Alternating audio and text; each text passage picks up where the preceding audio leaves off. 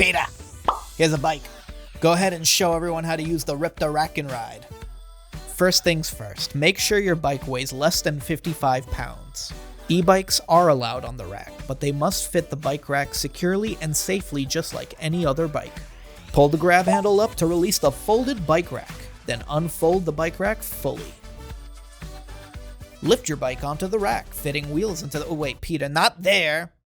If there's no other bike on the rack, put it closer to the bus. Make sure that the bike's wheels fit inside the slots of the rack. The label will tell you where the front wheel of the bike should go, so make sure it's positioned the correct way, Peter! What?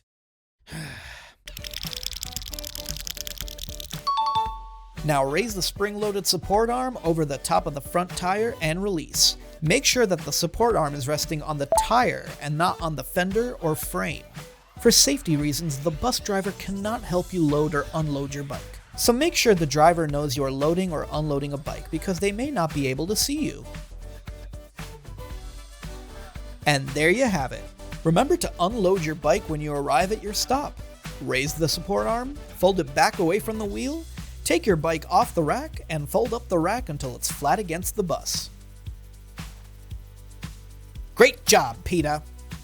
For more info on how to rack and ride safely, and how you can get more involved with biking in Rhode Island, visit ripta.com/bike.